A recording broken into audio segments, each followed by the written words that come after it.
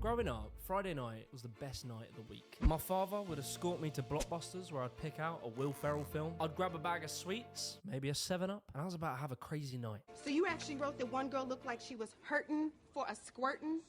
Audio version. Yeah, hurting for a squirtin'. I wrote that. In the 2000s, it felt like every single week there was a brand new iconic comedy film. Borat, Anchorman, Step Brothers. These films would create these kind of cultural memes. I ain't gonna lie.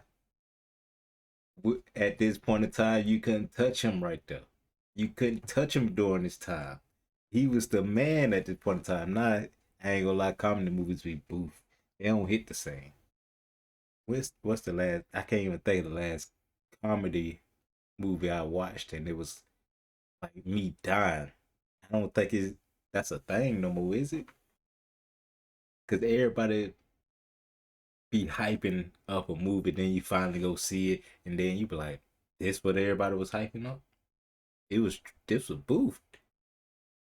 Man. Did we just become best friends? He Maybe was you in dress every up as the movie back characters then. for Halloween. But for some strange reason, That's in the crazy. last 7 or so years, comedy films have just disappeared. And today we're going to answer the question, why? Cancel culture. If you enjoyed this video, be sure to leave a like, subscribe. Obviously, I'm just playing. There is much more to it than that. And today we're going to explore the death of the comedy film. Is it more than that? I don't know. So let's start with the history of comedy. You know, comedy was first discovered in 1886. That, right there, was a joke. Comedy is filled with jokes, that's the point. We make each other laugh, we reflect on life, society, hardships, funny things. We come together and share laughter. As early as the Greeks, there were comedy plays, and of course you had your boy Shakespeare, who would write banger after banger, redefining the English language, all whilst putting a little smile on your face. And then by the late 1800s to early 1900s, there would be the big screen, cinema. Silent. It was silent films. You weren't allowed to make noise, it was quiet. There was no technology to record audio. And so one of the best things that you could translate with no audio was physical. Controversial opinion about black and white movies is they trash. I am sorry. They is trash. I done seen enough of them. They is trash. They is boring. They is all. Oh my god. Oh my god. It's so many movies that's so boring, bro. Hold up. Physical slapstick. I need to find a perfect gift. Go to 1-800-Flowers.com and celebrate the people you love. Wow. Comedy. You have a man like Buster Keaton, Charlie Chaplin, Harold Lloyd. These people had incredible physical comedy. Nah, I'm gonna give it to them. They was doing all their own stunts and doing all that. I give them that. But as in fucking, I don't know. I guess comedy subjective, they say. But I guess they comedy just don't. I don't like it, I guess. Because I done seen plenty of movies of this, and I just don't like it at all. I'm not talking about these movies. I'm talking about just black and white movies, period. Man, oh my God, they trash. Their movement was amazing. I ain't gonna lie, that's Many people wild. point to people He really had to do it. I ain't gonna lie, that's wild right there. like Buster Keaton as the origins of the sport of parkour. But then into the mid-1900s, there would be the introduction Oh of my sound. God. We think too much and feel too little. Sound now allowed people to drop witty, zingy one-liners, much like the great joke that I delivered at the start of the video. As the different genres would come along, you'd have satire, parody, dark comedy, blockbusters, teen comedies, rom-coms, zom-coms, john-coms. Oh bloody hell. Sorry about that. Comedy as a genre has pretty much always been a dominant genre of film. Don't just take my word for it. I have the graphs to prove it. This graph right here shows us from 1943 to 2021 what the top grossing films genres were. And since the very beginning of this graph, comedy has always dominated. No matter what the era, what the world was going through, if people were being blown up in war, if there was the fear that the communists were going to take over, or that we were going to be decimated by nuclear bombs, people still like to laugh. Some would say that comedy was an escapism from reality during hard. Yeah, I think I'm with him on that one. Because even if you're going through the hardest times or something like that, you still want to laugh. You don't want to just be mad at the whole world all fucking day. You want to laugh, smile, and all that. And that's what they was for. And some of them was fucking revolutionary. Oh my God, some of them was just fucking hilarious. Like, let me think. The Pineapple Express, hilarious. I died when I first watched that one. What? Step Brothers. What's another one? damn, it's the movie called The President's Election. That's Will Ferrell and what you call it too, ain't it? Their brothers was, bro, they was making banger after banger back then. That's what's hard crazy. times. Sometimes comedy was a mirror to reflect some of the ills of society, a vessel for social critique. And some would say comedy would say the things that no one else was allowed to say. It was the jester who could insult the king to his face. And if we look at the history, the idea of comedy just completely dying seems impossible. It'd be like me saying water's gone out of fashion. Stop drinking your water. One of Drink the some best Prime. Adam Sandler movies ever, The Waterboy, for sure. One of his best movies ever. It's top 5 for me. Top Fine, 5. you pussy. A potential scandal with the Buffalo PD surfaced today when the mayor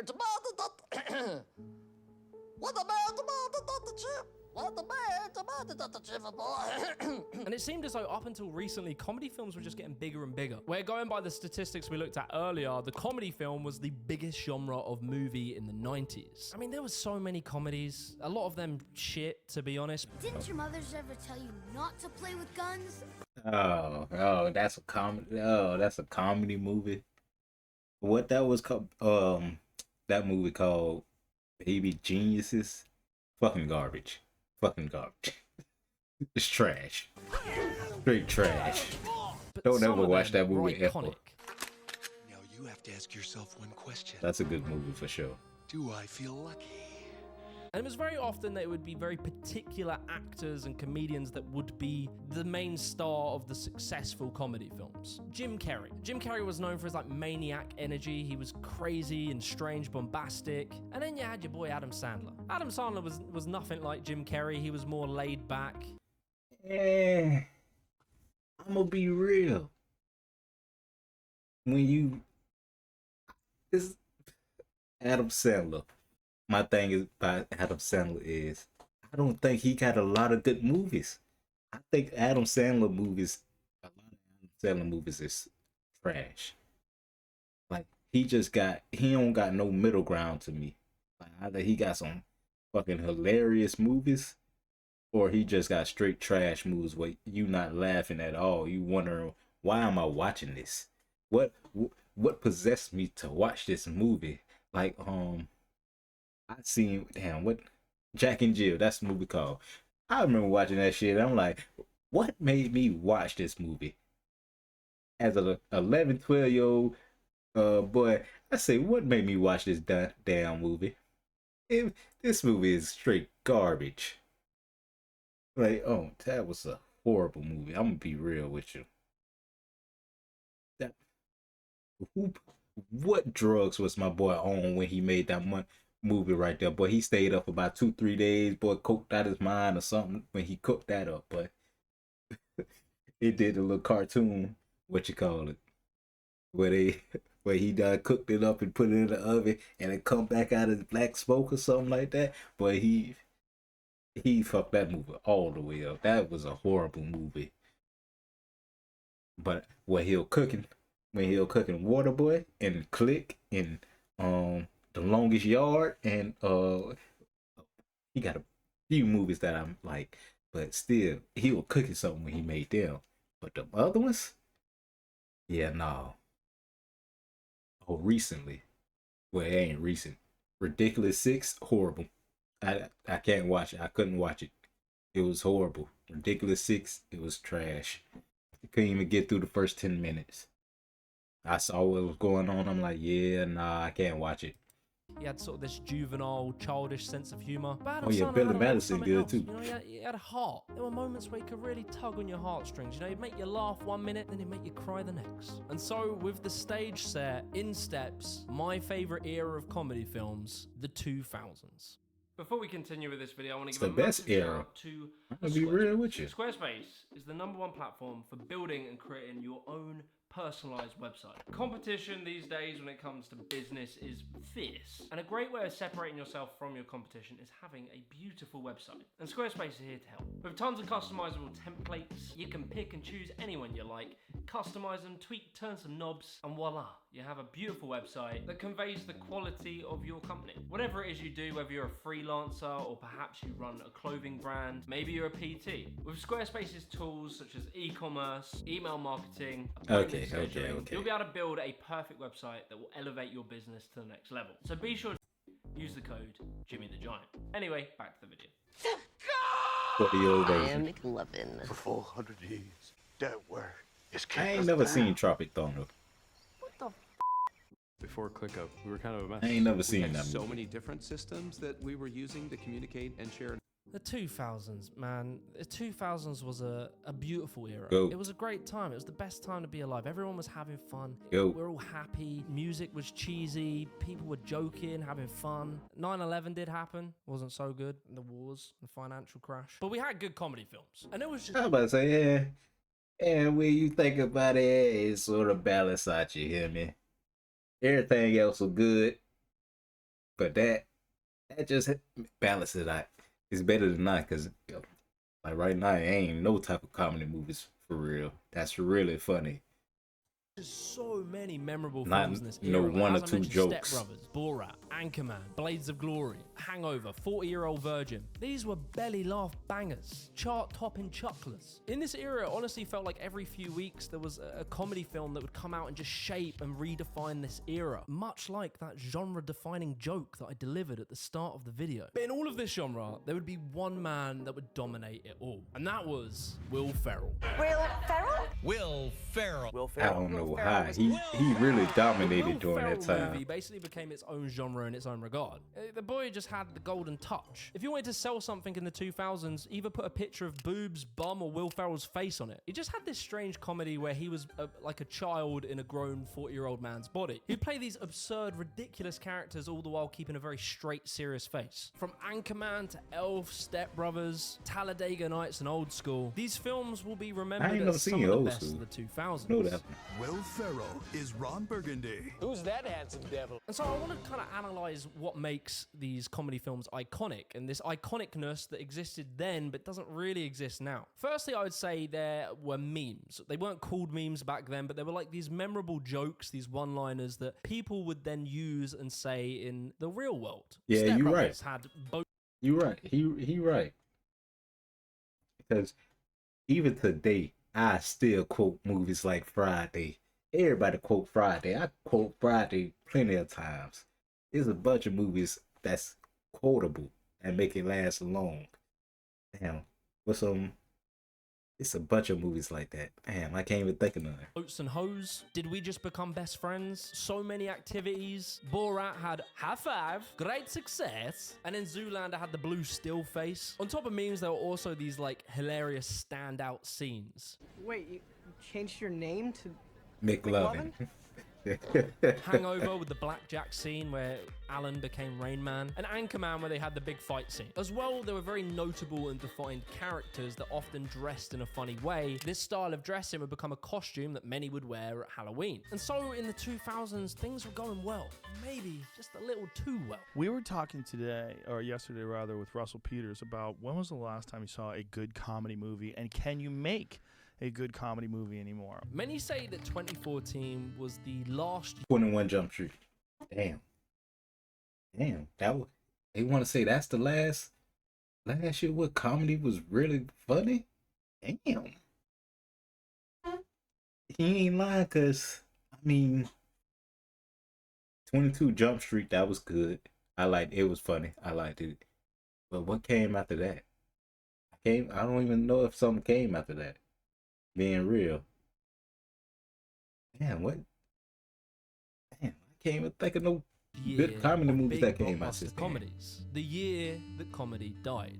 And that last iconic comedy film being 22 Jump Street, a sequel of 21 Jump Street, which was a kind of remake of an old TV show. 22 Jump Street had all of the key components of what I said made an iconic comedy film earlier. It had the memey one-liner with My name is Jeff.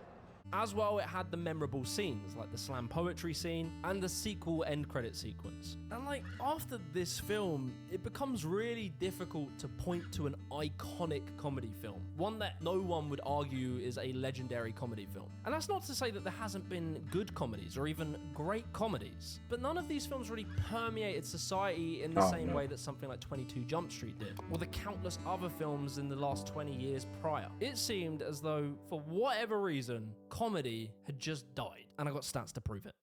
Meet the Blue Ridge Table by Haverty's, crafted with all-natural solid pine, butterfly leaf. Okay, first, hold on. Let me get my thoughts right. I'm trying to figure out, like, why would comedy die? Even as you trying to, I mean, I know right now, I know why it would be dying right now. In 2023, I know why it'd be dying now. Because, first off, ain't all the writers on strike. That's why we getting ass movies. That's why everybody putting out the same movie. That's why Disney putting out the same movies, because I don't think they got no type of writers right now. So all they doing is copying remaking all they old movies from back in the day. That's why I don't even watch Disney right now. I'm gonna be real with you. Yeah, I think all the writers on strike still, ain't it? So that's why we ain't getting no good movies. And then with the comedy, I feel like it's Hollywood. Well, I don't know. Would Hollywood bow down to people like that? I don't. Yeah, if they feel like it's gonna hit their bottom line money. So yeah, it probably would. They probably would stop making comedy movies.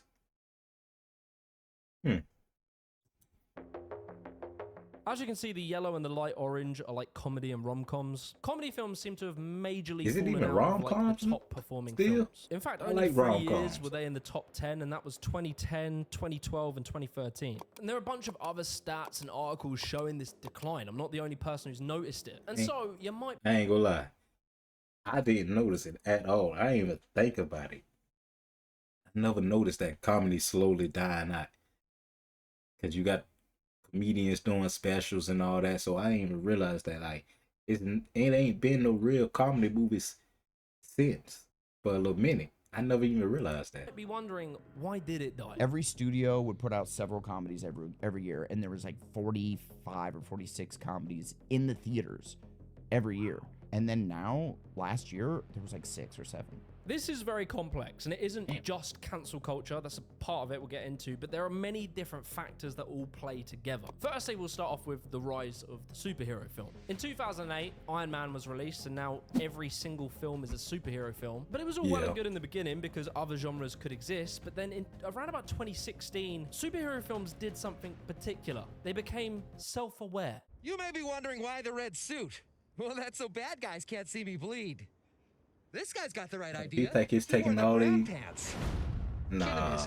Look at me, guys. I'm going to comment on the fact that superhero films are kind of corny, but I'm going to do it to the camera. Look how funny that is. So obviously you had the film Deadpool with the character who was kind of self-aware. You know, it was like a tongue-in-cheek approach to a superhero film. And so many other superhero films came along and did the exact same kind of format and basically swallowed up comedy. Things like Guardians of the Galaxy or Thor 3. And even you would... I hate that you call it Thor 3, but okay. It's not as fuck. I can't stand Thor. I'm going on my rant. Fuck it. I can't stand Thor movies. They all trash. This movie wouldn't been good if it would have did the same thing. They stole fucking Planet Hulk. This was the Incredible Hulk movie. They stole it and just gave it to Thor. I'm so mad about that. That's so trash. I'm being real. That's so trash. Oh my god. His movies is garbage. Let's be real. I don't know how he got 4 movies. He only got 1 good movie, Thor. Thor Ragnarok. That's the only good movie Thor got. I don't understand how they gave this man 4 movies back to back. But y'all ain't giving him Hulk not 1 movie. Come on now. Let's be real. That's so aggravating. And don't even say, who it was owned by Sony or FX or something like that. Don't say that. They could have bought him back. Stop it. They had plenty of money. They could have just bought Hulk back. They could have did that. See but some no. of these famous comedy actors move into superhero films. You had Paul Rudd, Chris Pratt, Ryan Reynolds. And that's because, whether you like it or not, superhero films and animation films are money printers. Pretty much. If you dig up some shit comic book that no one in its time read and just pump millions and millions of dollars into it, you got a blockbuster hit. As well, for many of the comedy stars of the 2000s and 2010s, they often wanted to expand their career. Like, only so long do you want to be a silly, goofy comedy actor. Sometimes you want to prove that you got depth and range. Laughter. That's Jonah baloney. Hill. So more tamer superhero films and animation films started to really win over, especially in that family market, as well as like remakes of old classics. I can't stand the remakes. I do not like the remakes at all. I feel like nobody should watch them. They is simply a fucking cash grab. They didn't try. They didn't do nothing. It was a pointless fucking movie and nobody should have went to go see him. Like, why would you go see The Lion King? Why? Why would you see this Lion King? Ever? It told the same story. And then you can't, to me, I wouldn't been able to fucking suspend my disbelief. I couldn't get the word out for nothing just then. I wouldn't been able to suspend my disbelief right there. That's why do I want to watch a kid? I would rather just go watch the regular Lion King. Why would I want to go watch this? Like this, why would you want to take your kid to go see this? It don't even look appealing to me. I don't understand why people, it don't look appealing. Like, oh, it look like real animals. They talk. Why they need to be real? They talking animals. Come on now. Why we need to go see real animals talk? Classic hits. A lot of the time it comes down to franchises. Tried and tested characters that were popular at some point in the past tend to perform well because audiences trust that they liked it once, they're probably going to like it again. But most importantly, the most important part of why comedy films died is mainly international markets. I just want to take a quick second and remind you guys that we have just dropped the Afters podcast. I'm so proud of this. Oh yeah, Oppenheimer just felt like it was just too convoluted. Pretentious. It almost felt like a parody of a Christopher Nolan film. It's a place where me and my friends can just chat shit, be funny, talk about different topics. I know you guys are going to love it, so check that out if you like these sort of topics. We delve into them much deeper there. Links below. 21st century will belong. Our subject, the future of Chinese-American relations. Markets like China and Russia, and really anywhere else, are very different culturally to domestic American markets. In these markets, it's very easy to sell something like Fast and Furious 92 or Fridge Man, or some cute-looking Pixar film that subtly touches on the desperation of human existence. It's far easier to sell these films to those markets because they're just big, visual, enjoyable films. Easy to dub, and lots of it translates over. One of the main problems with comedy films is that jokes that might land in America might not be funny in different countries. What are you gonna do today, Napoleon? Whatever I feel like I want to do. Gosh! It's far harder to sell American-centric comedies, where the humor often relies on the English language and a Western sense of humor, similar to that incredibly nuanced and culturally layered zinger that I dropped earlier. And then on top of all this, those markets, China and Russia particularly, have very high censorship. Many films that are sold in China have been re-edited to be appropriate for I was about to say, you can't do a lot of stuff in China. I think they even changed in-game, didn't it? They changed a lot of stuff. They don't want Chinese people to watch nothing for real. You can't even be on the internet for a certain amount of time or something like that. Like, come on now. Their country. Yeah, maybe a film shows some LGBT people, or maybe a film's poster shows a black guy too big, just slightly too large. Shrink him down and then we'll buy the film. Or perhaps the film shows a flag that China doesn't like. But then on top of foreign censorship, there is then also the issue of American censorship, aka cancel culture. Have they made it so dangerous in terms of like being canceled that comedy? Man, I do not like cancel culture. It's first off, I don't really believe in it. And second off, what can y'all do? They literally a small percentage. Like, I don't understand cancel culture. Y'all don't have no real power. I don't understand why people give them so much power like they got power. They have none. Like, even with rappers or singers or musicians and anything, you can do some of the most horrible stuff. Like, I can tell you this. I can tell you this. Disco, should I use him? Should I use them? Should who I can use? The baby. I use the baby. Just like nah, the baby making his comeback right now. He making a good comeback after he been canceled. But let's be real. The only reason why he got canceled is cause he stopped putting out good music. If he would have dropped by 2-3 bangers back to back, he would have been good. Ain't nobody would have been like, oh yeah, he canceled. He can't do this. He can't do that. Oh, better example. Gunna, the rapper Gunna. The reason everybody was like, oh, Gunna a snitch, Gunna this, Gunna that. But what Gunna did, as soon as he got out of jail, he dropped the hardest music he ever did in his life. Ain't nobody can say nothing. Ain't nobody be like, oh, he a snitch. They say, hey, he might have snitched on them boys, but he ain't snitch on me. I'm still gonna bump his music. Like, come on, huh? Let's be real. That's why I can't believe in cancel culture, because I know what people do. As soon as something good, you go be like, I don't care what they talking about no more. I'ma just go over there and do what I want to, what I'll go do in the first place. Listen to his music. But people want to believe in cancel culture. Man, please. Comedy movies are no longer something you can do. Everybody knows you never go full. You can't just Google. Oh my God! Miss Hall, inappropriate. What in the name of? We're under attack. Some students have guns in the cafeteria. This isn't a senior prank. Everybody has to get out now. Recently retired. You are? Yes. Hey, fuckers! Welcome to the neighborhood. My name is Craig. The neighbor is a Nazi? Dope front lawn here. You and your homeboys can play on that. You know what? You can just say it looks good. Right after you suck on these little Chinese nuts. Now, I can't lie, this is a very tired conversation, but it is very important in this story. As many understand, Hollywood is made up of very progressive people. It's a bit of an echo chamber, a hive mind of progressive political views. And how is they progressive when they some of the most worst people ever?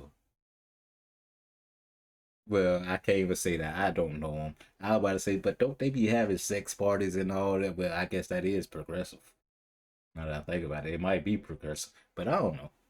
I can't really speak on them too much. They might be doing some dark shit behind the scenes and all that I don't know of. But Epstein Island. But yeah, that came to the light.